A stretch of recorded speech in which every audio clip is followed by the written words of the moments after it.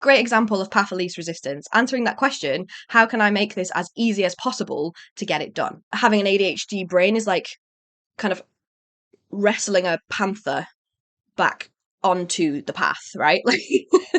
Like it wants to just go. It's like a snake panther, apparently. It wants to just go down this road. You know what I've realised? In a lot of my last videos, I don't introduce myself anymore. And then on this video, I was like, well, you know what? I get new viewers as well as like current viewers. So like, it's nice to introduce yourself. But then I've spent a couple of minutes trying to be like, hi, I'm Rach. And it feels so awkward. So I'm not going to do it. But I just did it kind of there, didn't I? By telling you that I was going to do it. So welcome. A couple of weeks ago, I shared a video with you where I was mapping all of the boring, soul destroying life chores and life admin against a matrix that I called the doing stuff matrix, where we were thinking about like, what is that sense of resistance that we feel for each thing that needs to happen, and how can that help us understand, therefore, what strategies we use to help ourselves get stuff done. If you haven't watched that video yet, I will link it up here in the description. Lots of you in the comments had also said that you wanted a template for that, which I have now done, and you can find that in the description of this video and also in the description of the last video, so you can map your own chores and tasks against that matrix, and I would recommend, if you haven't done that yet, it's a really good place to start. In this video, I am going to get a little bit into more of like the strategies of what do we do with that information. Now, this is an interesting one because obviously the tendency to want to go to all of the places is what I've just been kind of whittling myself down from as I was planning and prepping for this video, which I don't normally do, by the way. Thank you very much. So I want to just very briefly recap to get our heads back in the zone, what that grid looks like. Here it is. Here's mine. And as you can see, I'd split them into the 4 different quadrants to help then inform what are the strategies or the things that I do with that. But I wanted to focus more around the strategy part. So like, how do you get yourself to do stuff fundamentally that you don't want to do, but you just have to do because that's life? And that's what we're going to focus in on today. And specifically, as I was thinking about this, I was like, where do I start? Because there's so many different strategies depending on the chore and depending on the what, and I was blah blah blah blah blah trying to distill myself down. You will have different things in these buckets than I will. So what is the fundamental thing that we need to solve here? And it comes back to creating the path of least resistance for ourselves. And I actually think with the path of least resistance, it's almost like a fundamental kind of, what would this be? I'm thinking of like I'm thinking of like a seabed. It's the foundation of everything else. I think if you can work on this aspect of it, implementing other strategies and other ways of doing things, like making things fun or having accountability, etc., becomes a little bit easier. And you might listen to some of this and be like, yeah, that's kind of quite straightforward. It's quite intuitive because some of it is just obvious stuff. But I think sometimes it's the obvious stuff that we miss because we're so busy fighting ourselves on being like, why can't I do this?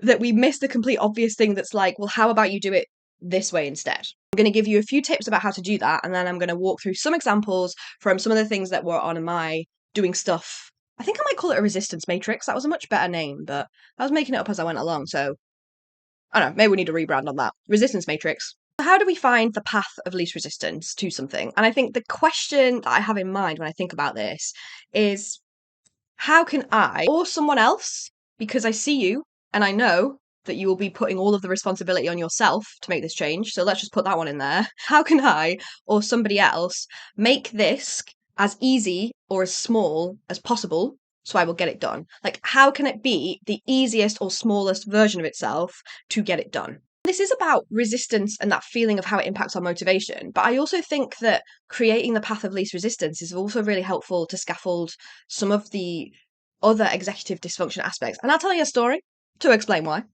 At the moment, I am recording a video for you where I'm trying to exercise every day in June. It's the last day tomorrow. It was going well. It has not been going so well. Let's see. You'll find out with the video. Part of that for me is to get over my resistance of leaving the house and going for a walk or going for a run, and having the accountability of recording that is helpful to some extent. But then something really interesting happened the other day where I was like doing it. I got dressed, I left the house, I was going for my walk, and before I walked out the front door, Mr. Rachel said to me, "Could you pick me up a coffee when you come back?" And I was like, "Yeah, sure. No problem." Nothing about that created resistance, but it created a fork in the road of the path of least resistance that I had formed for myself. And as I explain this, I feel unusual, but I'm hoping you will understand and relate, right? because this makes no sense to me as somebody that actually pretty good at making a lot of big, hard decisions. But this is how ADHD works. It's the smaller things that are a challenge. That created these forks in the road for me for what had been a path of least resistance. So I was walking and I was going, okay, well, the coffee shop is here. And Mr. H wants coffee, but I also want a coffee. And I wanted my coffee for the walk. So I can either pick up my coffee for the walk, and then on the way back, I'll pick up his coffee. But that means I'll have to go to the coffee shop twice, or I could pick up both of our coffees, but then I'll be walking with his coffee, and it was an iced coffee, and it was hot weather, and it'll melt by the time we get back. Or I don't get my coffee until on the way back when I get his coffee, but then I wanted my coffee for the walk, right? The path of least resistance has been destroyed because it has forked off into all of these different possibilities. And then that, like, executive function, planning, organizing, trying to decide what order to do things in, took over. And then all I did instead was go to the coffee shop, which is 3 minutes down the road, pick up coffees and come home, and I didn't go for my walk. And I share that story to illustrate that finding the path of least resistance is not only about getting over those emotional barriers that we feel to doing things, it's also helping us not get overwhelmed by the way that our brains try to structure tasks and activities when there's all of these different possibilities. So for the purposes of not making this an a million years long video, I'm going to just go with 2 areas of life, chores, admin, where I'm using path of least resistance: laundry and cleaning. Let's start with laundry. I mentioned in that last Matrix video, I actually quite enjoy doing laundry, but there's loads of different elements of it, and the further I get down the laundry path, the less interested I want to do them. One of you mentioned this in the comments, like you get to the point where you don't want to do the washing because you know that that means you have to then get out the washing, hang out the washing, dry the washing, put the washing away, right? And that's the resistance. That's like, how do we minimize that path of least resistance? One of the examples you gave was just like, wait until the laundry pile is really high and then you have to do it. That's okay, right? If that works for you, that is a way to kind of make it as easy as possible and reduce the path as kind of narrow as possible, because by the time you have to do it, you've got to do it, and so it gets done. Somebody else in the comments, and forgive me, I am not using your handles because I haven't looked at them yet and I don't want to go and look at them and break up my flow, but you know who you are. One of you mentioned you can get duvets that you wash, i.e. you don't have to take the bedding off. You can just put it in the laundry machine, the washing machine, get it out, dry it, put it on. Great example of path of least resistance. Answering that question, how can I make this as easy as possible to get it done? Something that I did recently that I'm not joking, I've been meaning to do this for years. Literal years. I've said, I'm going to get one of those laundry baskets that splits into compartments to help me organise it. Because I don't know about you, but one of the resistances that I have when I go to do laundry, even though I quite enjoy sorting and organising, is you've just got this mound that you've then got to split out. That, even a small thing like that, no thanks. But I hadn't bought a laundry basket because I had this thing in my head that was like, but I always move, like I'm renting and I move like every year, and so what if I buy a laundry basket and then it doesn't fit in the new place? Like, I'll just wait until, it's like that sense of like, I'll just wait until my life starts before I can sort myself out. And then we bought a house and we moved into the house, but then I'm like, I don't know what colour I want the bedroom to be, right? You feel me. This is why things are so hard to get done. This is a tiring situation. Anyway, I did that video with the Matrix and I walked downstairs afterwards and I was letting it just marinate, and I just thought, buy the fluffing laundry basket, Rach. And it is in my bedroom. In fact, I'm going to show you right now how I feel about this laundry basket.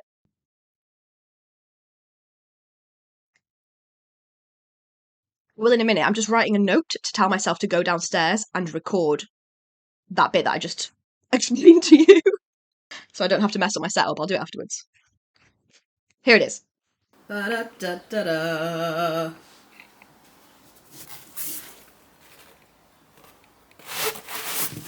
I mean, genuinely the best thing you've ever seen, right? I love it so much, I can't even describe. And also, again, path of least resistance. It's got bags that you de-velcro, grab, carry down, put in the washer, come back up. Because how many times do you come upstairs to get washing to put in the washer, and then you realise you don't have a basket or a bag and you can't take it anywhere? And actually at the moment, my washing machine is in like the outhouse in the garden, so I have to go down a flight of stairs, out through the back, into the wilderness, i.e. the garden, and then put it in. So like, there is opportunity there for the path to fork elsewhere, but this helps. So that, to be honest, has fulfilled 2 things for me. One, path of least resistance, because I can organise them as you put it in, so you're not duplicating efforts. And at the moment, you might instinctively go, yeah, you have your lights and your darks. No. I split it into things that can go in the dryer and things that can't go in the dryer, because lights and darks are quite easy to sort, whereas stuff that you can just whack in the washing machine and put it straight onto dry is harder to like sift through and figure out. Path of least resistance. I also do that because all of our underwear I just shove in the dryer, because taking knickers and socks and little bits of stuff out to hang up makes it a bigger job because there's so much of it. So that is a reduce the path to not going to hang you out, just going to whack you in the washing machine, the dryer, shove you in the drawer. Secondly, I walk past the laundry basket and smile. Now, that novelty I'm sure will wear off, but it brings me so much joy that it's just there and it's organised and it's in its place that now I'm like, ooh, let's make laundry fun. And the second chore that I think we can path of least resistance it, and this is also largely about the executive function aspect, is cleaning. So cleaning was in the part of my matrix that was outsource. I do still want to outsource that, but if you can't outsource that or just haven't yet, such as myself, how do you make cleaning the path of least resistance to get something done? And I think this is a really good example of reducing it to that easy, simple bit that is actually quite difficult when you feel like having an ADHD brain is like kind of wrestling a panther back onto the path, right? Like it wants to just go. It's like a snake panther, apparently. It wants to just go down this road. So, for example, when I go, right, I need to do some cleaning, my head goes, I have a whole house to clean. If I'm going to hoover, I might as well. It's like it's trying to be like operationally efficient at the same time. If I'm going to hoover, I might as well hoover everything. But then if I'm going to hoover everything, I need to wipe all of the surfaces, because there's no point hoovering if then you're going to wipe and then crumbs are going to get on the floor. But that means that then I have to go around the whole house and wipe everything. Then I have to go around the whole house and dust and then do the hoovering. And so it becomes this massive project, right? And then that is the paralyzing opposite of path of least resistance, a million paths in a million places, and then you become paralyzed and then you do nothing. So that resistance isn't even just about it not being interesting or exciting, it is the classic paralysis of complete overwhelm about where to start. Lists are really helpful for me personally. Before I clean anything, I like to write down a full list of every single thing that needs to happen to be able to do that job. But then sometimes you look at the list, boom, overwhelmed. Something I am now trying is telling myself, when you clean, you don't need to clean the whole house. You can clean one room, right? If you've got a duster in your hand, you don't need to take that duster on a merry journey around the whole house. Just dust one room, just hoover one room, just make one room nice. And actually, the satisfaction that you get from that is satisfying, because you have one space that is lovely. It doesn't really matter about the rest of it. So a lot of path of least resistance for me when it comes to cleaning is just like constantly telling myself that it's okay to attack the smallest piece, and also putting some boundaries around that. Like, I've even heard people say that they will like shut themselves in the room, contain themselves to the room, because that is one environment where you can only be distracted by so much, right? Whereas you leave the room and you're like, oh, I meant to take that upstairs. Oh, I meant to do that. And before you know it, you've deconstructed your bed and bought a new one. I would also love so much for you to share your tips for your paths of least resistance things in the comments, because something that struck me from my last video, a couple of you mentioned this in the comments, and it's like it should make sense, but we just kind of forget it, is that the things that we each have resistance to are completely different. So whereas I might love laundry, I love organizing stuff, you might hate that. For one, I think that hits home why it's really important to like do this matrix for yourself and figure out what is it for you that causes the most resistance. But I think by also sharing like your own in the comments, I don't know, it makes me feel good. I love it. It's like, I feel like I'm helping you, you're helping me, we're all helping each other. It's a lovely time all round. Pleasure as always. And Brian over here, if you watched my last video, just reminding you to subscribe if you haven't already.